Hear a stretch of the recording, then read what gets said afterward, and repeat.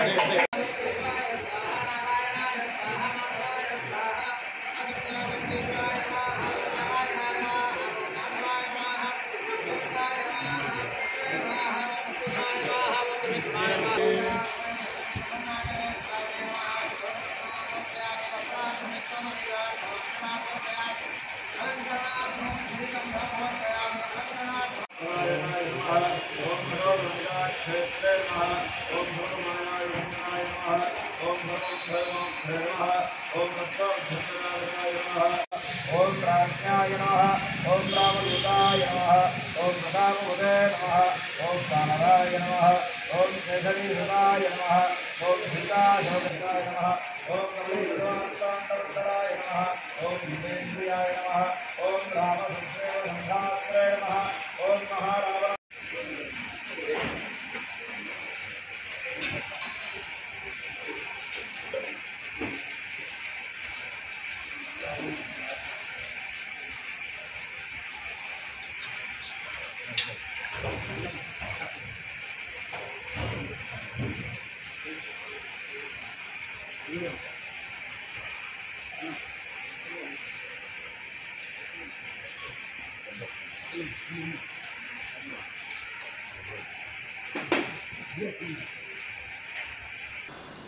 విద్యుత్ సంస్థను నమ్ముకొని సుమారు 10 నుండి 15 సంవత్సరాలుగా పనిచేస్తున్నటువంటి విద్యుత్ మీటర్ రీడర్స్, స్మార్ట్ మీటర్స్ వస్తున్నటువంటి తరుణంలో మీటర్ రీడర్లు ఉపాధి కోల్పోయి రోడ్డును పడకుండా విద్యుత్ సంస్థలోని ప్రత్యామ్నాయ ఉపాధి కల్పించాలని ఆంధ్రప్రదేశ్ విద్యుత్ మీటర్స్ రీడర్స్ యూనియన్ నాయకులు రామకృష్ణ అన్నారు. విద్యుత్ మీటర్స్ రీడర్స్ కు ఉన్న సమస్యలు పరిష్కరించాలని కోరుతూ బుధవారం అద్దంకి విద్యుత్ భవనం నందు ధర్నా చేశారు.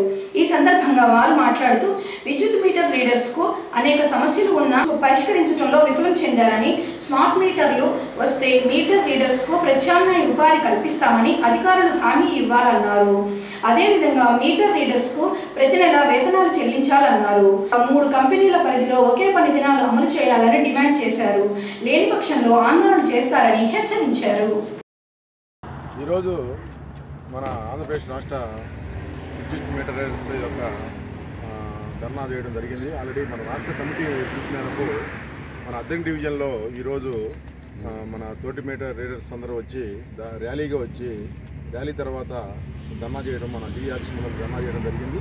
ఈ ధర్నాలో ఆల్రెడీ ధర్నా చేసిన తర్వాత మన డీ గారు ఆల్రెడీ లెటర్ ఇవ్వడం జరిగింది. లెటర్ ఇచ్చిన స్పందించి మీ ఓకేనమ్మా మేము చూస్తామని చెప్పి అన్నారు. అంతా అయిపోయింది. తర్వాత మళ్ళీ కొద్దిసేపు మళ్ళీ మేము ధర్నా చేసి ఉన్నాము. మన ప్రధాన డిమాండ్స్ అయితే ఒకటి, సబ్స్టేషన్లో ఐటీ అన్న అర్హత ఉన్న వారిని షిఫ్ట్ ఆపరేటర్ గాను అలాగే వాచ్ అండ్ వార్డుగా నియమించాలని. రెండవది, నూతనంగా ఏర్పడినటువంటి సర్కిల్ ఆఫీసుల్లో అర్హతను బట్టి కంప్యూటర్ ఆపరేటర్స్ గాను అటెండర్స్ గాను వాచ్మెన్గా నియమించాలని. మూడో డిమాండు, ప్రతి డివిజన్ మరియు సబ్ డివిజన్ పరిధిలో బ్రేక్డౌన్ గ్యాంగ్ 3+1 అంటే 3 ఐటీఐ ప్లస్ ఒక అన్స్కిల్డ్ వర్కర్గా నియమించడం వలన ట్రీ కటింగ్, మెయింటెనెన్స్, నిరంతర విద్యుత్ సప్లైకి అంతరాయం లేకుండా నిర్వహించేందుకు ఉపయోగపడే విధంగా మీటర్ రీడర్స్ ఉపయోగించుకోవాలని. నాలుగో డిమాండు, ఎంఆర్టీలో స్కిల్ అండ్ అన్స్కిల్డ్ వర్కర్గా నియమించాలని. ఐదో డిమాండు, 12 రోజులు రీడింగ్ అనంతరము మీటర్ రీడర్లను డీలిస్టుకు మీటర్లు మార్చడంలో ఉపయోగించుకోవాలని కోరుతున్నామని డిమాండ్గా మన రాష్ట్ర కమిటీ పిలుపు మేరకు డిమాండ్ ఆల్రెడీ మన డీ గారికి అందజేయడం జరిగింది. దానికి డీ గారు లెటర్ తీసుకొని ఇప్పుడు చేసాము. ఆల్రెడీ సాగు స్పందించి ప్రయాణమన్నారు. అలాగే మన అద్దెం డివిజన్ తోటి మీటర్ రీడర్స్ అందరూ ధర్నాలో పాల్గొన్నందుకు వాళ్ళందరికీ అభినందన తెలుపుతున్నాను. తర్వాత ఎల్లుండి అంటే 20వ తారీఖు మన ఒంగోలు మన ఉమ్మడి ప్రకాశం జిల్లాలో ధర్నా చేయడం జరుగుతుంది ఎస్సీ గారి ఆఫీస్ ముందర. దయచేసి దానికి కూడా అందరూ హాజరు కావాల్సింది కనుక కోరుతున్నాము.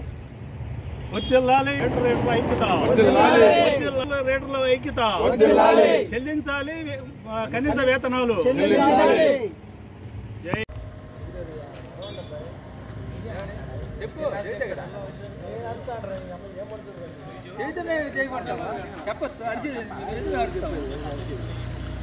రండి.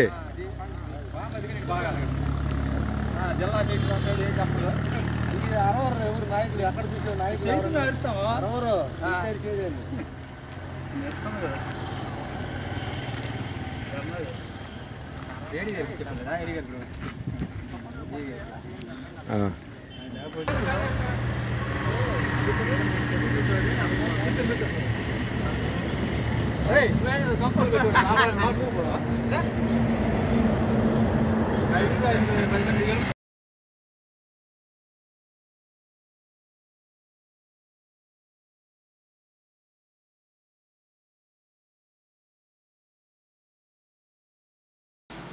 పంగులూరు మండలం అలవల్పాడు జాతీయ రహదారిపై ఆటో ఢీకొని ఒకరు మృతి చెందగా మరో 3కి తీవ్ర గాయాలైన సంఘటన బుధవారం చోటు చేసుకుంది. వివరాల్లోకి వెళితే ముప్పవరం గ్రామం నుండి రామినోతలకు ఆటోలో కూలీలు వెళుతుండగా డివైడర్ను ఢీకొట్టింది.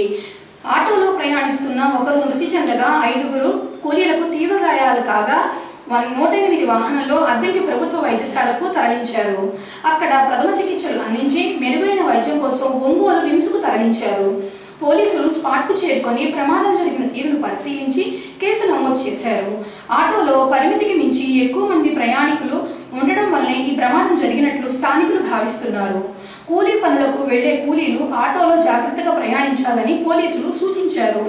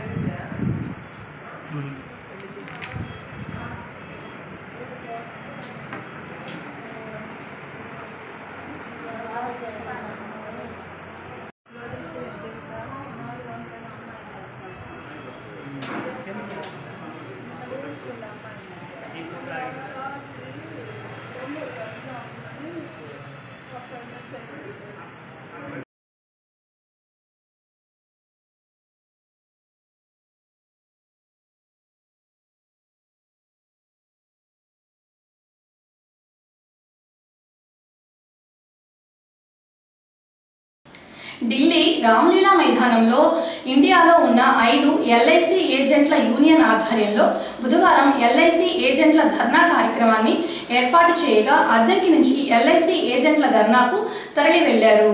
ఈ ధర్నాలో ఆల్ ఇండియాలోని 20,000 ఏజెంట్లు పాల్గొన్నారు. ఈ సందర్భంగా అద్దంకి బ్రాంచ్ నుండి సెంట్రల్ సెక్రటరీ సభ్యులు చుండూరి నరసింహారావు మాట్లాడుతూ ఎల్ఐసి ఏజెంట్లకు ఉన్న సమస్యలు పరిష్కరించాలని కోరుతూ నేడు ఢిల్లీలో ఎల్ఐసి ఏజెంట్ల ధర్నా చేపట్టారని, పాలసీదారులకు బోనస్ పెంచి 50 సంవత్సరాలు పైబడిన వారికి కూడా ఇన్సూరెన్స్ ఇవ్వాలని, చిన్న పాలసీదారుల కోసం ₹1,00,000 పాలసీ కూడా ఇవ్వాలని నరసింహారావు డిమాండ్ చేశారు. ఏజెంట్లకు తగ్గించిన కమిషన్ పెంచాలన్నారు.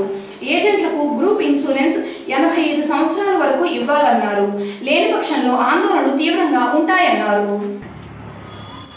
ఆల్ ఇండియా పిలుపు మేరకు ఢిల్లీలో రామ్లీలా మైదానంలో మహాధర్నా కార్యక్రమం జరిగినది. ఈ ధర్నాకు దాదాపుగా 25,000 మంది ఏజెంట్లు భారతదేశంలోని అన్ని ప్రాంతాల నుండి, అన్ని యూనియన్ల నుండి ఇక్కడికి రావడం జరిగింది. ఈ యూనియన్లో ఈరోజు జరిగినటువంటి ముఖ్యమైన అంశాలు ఏమిటంటే, డిమాండ్ల పరంగా ఏజెంట్లు ఈరోజు కోరుకునేది ఏమిటి అంటే, ఫస్ట్ పాలసీదారులకు బోనస్ రేట్లు పెంచాలి.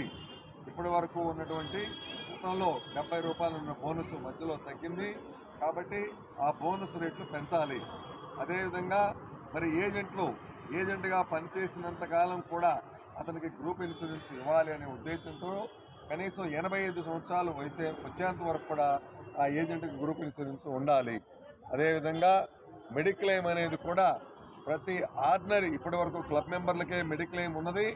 అలా కాకుండా ఇప్పటి నుండి ప్రతి ఏజెంట్కు కూడాను మెడిక్లెయిమ్ అనేటువంటి అవకాశం కల్పించాలి. అదేవిధంగా ఏజెంట్ల మీద 1(10) నుండి పెట్టినటువంటి క్లాబ్యాక్ అనేటువంటి సెక్షన్ అది చాలా ప్రమాదకరమైనది. ఏజెంట్ల ఉనికికే కష్టమైంది కాబట్టి ఆ సెక్షన్ వెంటనే రద్దు చేయాలా అనేటువంటిది కూడా ప్రధానమైనటువంటి డిమాండ్. అదేవిధంగా మరి 1(10) నుండి గతంలో ఉన్నటువంటి కమిషన్ని తగ్గించడం అనేది జరిగింది. దేశంలో ఎక్కడైనా ఉద్యోగస్తుడికైనా వ్యాపారస్తుడికైనా ఉండే కొంది, సంవత్సరం గడిచే కొంది ఖర్చులు పెరుగుతాయి కాబట్టి వాళ్ళ ఆదాయం పెంచుతారు, అంటే వాళ్ళ జీతాలను పెంచడం జరుగుతుంది. మరి ఇక్కడ కమిషన్ పెంచకపోగా తగ్గించడం అనేది చాలా దారుణమైన విషయంగా మేము ప్రస్తావిస్తూ ఈ యొక్క మార్చినటువంటి తగ్గించిన కమిషన్ గురించి గతంలో ఏ విధంగా ఉందో ఆ విధమైన కమిషన్ని ఉంచాలని కోరుకుంటున్నాం. అదేవిధంగా మరి చిన్న పాలసీదారులు చిన్న పాలసీలు చేసుకుంటాడు, ఆర్థిక స్తోమతున్నాడు, పెద్ద పాలసీలు చేస్తారు. మరి ఈ రోజున చిన్న పాలసీలు లేకుండా చేయడం జరిగింది. ఇది చాలా అన్యాయం. ప్రతి మనిషికి ఇన్సూరెన్స్ కల్పించాలనేటువంటి ఆలోచనతో భారతదేశంలో నడుస్తూ ఉంటే మరి ఈ రోజున చిన్న పాలసీలను రద్దు చేయడం కూడా దుర్మార్గమైనటువంటి చర్యగా మేము భావిస్తూ ఉన్నాం. అదేవిధంగా 55 సంవత్సరాలు వచ్చే వరకు కూడా పాలసీలు అన్నీ ఇవ్వాలా. మరి 50 సంవత్సరాల లోపే పాలసీలు అయిపోతే ఆ తర్వాత వాళ్ళ పాలసీలు లేవు అనేటువంటి కాదు. 5 సంవత్సరాల పాలసీ ఇవ్వాలని, అదేవిధంగా మరి హెల్త్ ఇన్సూరెన్స్ ప్రీమియం మీద GST 18% వసూలు చేస్తూ ఉంటారు. ఇది చాలా చాలా అన్యాయమైనటువంటి విషయం. కాబట్టి ఈ GSTని వెంటనే రద్దు చేయాలని जिंदाबाद जिंदाबाद जिंदाबाद जिंदाबाद जिंदाबाद जिंदाबाद एजेंट्ల ఐక్యత వర్ధిల్లాలి ఏజెంట్ల ఐక్యత వర్ధిల్లాలి ఏజెంట్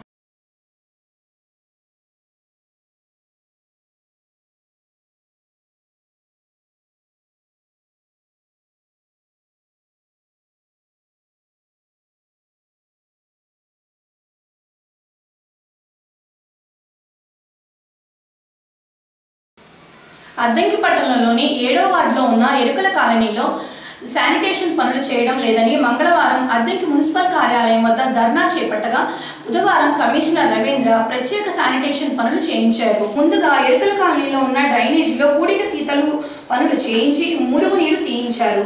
అలాగే పబ్లిక్ కుళాయిలు డ్రైనేజీలో ఉండడంతో అక్కడ నుంచి తొలగించి రోడ్డు మార్జిన్లో వేయించే ప్రక్రియను ప్రారంభించారు. ఎరుకల కాలనీలో శానిటేషన్ పనులు జరుగుతుండగా కమిషనర్ రవీంద్ర పరిశీలించారు. ఎరుకల కాలనీ వాసులు చెత్తా చెదారం ఎక్కడ అంటే అక్కడ పడివేయకుండా చెత్తపుట్టలో వేసి పారిశుధ్య కార్మికులు వచ్చినప్పుడు ఇవ్వాలని, డ్రైనేజీలో వేయకూడదని కమిషనర్ రవీంద్ర కాలనీ వాసులకు సూచించారు.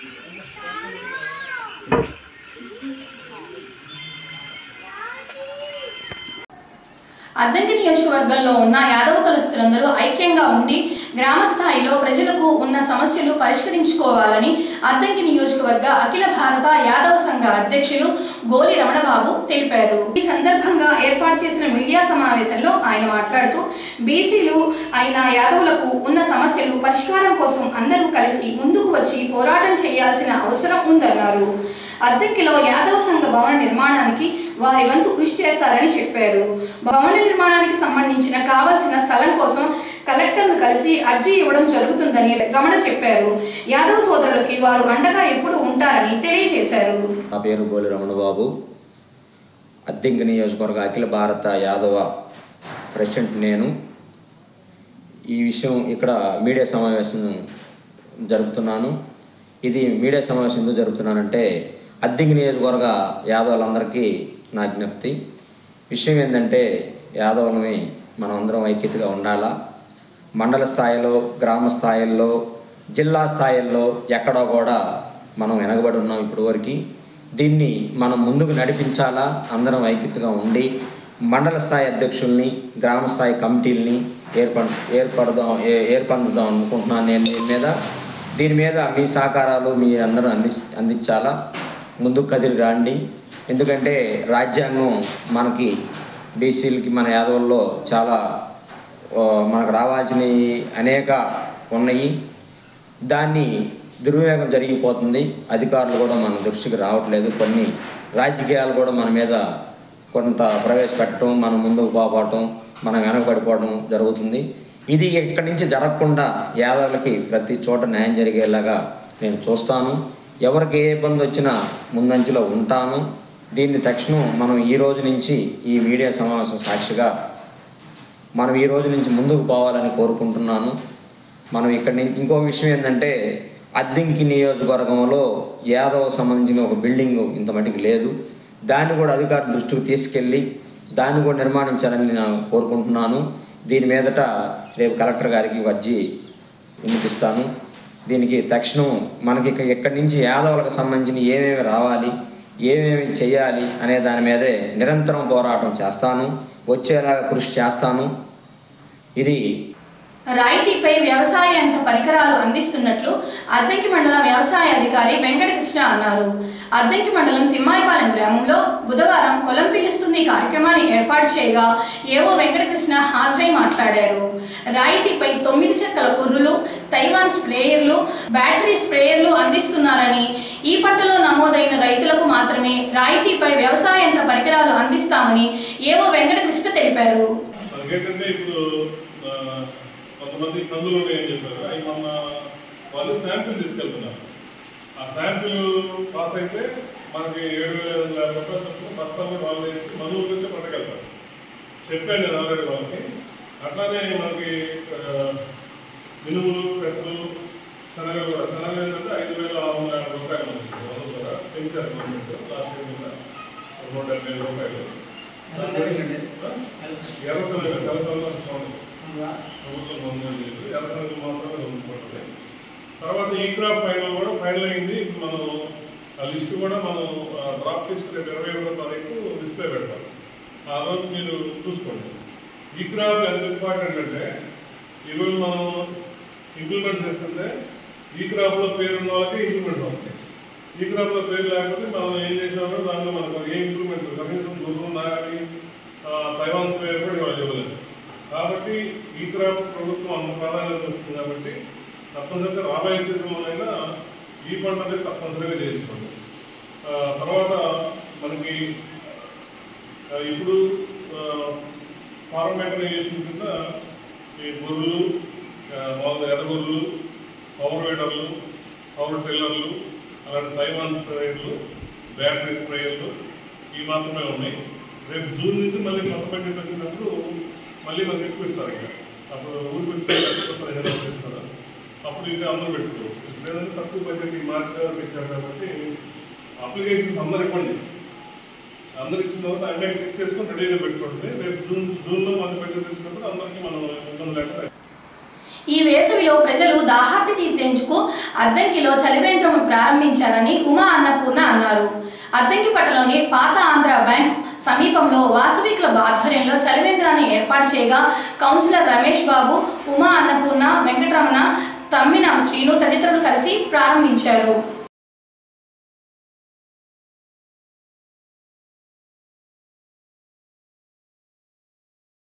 ఏఎస్ఎన్ న్యూస్ ఇంతటితో సమాప్తం. నమస్కారం.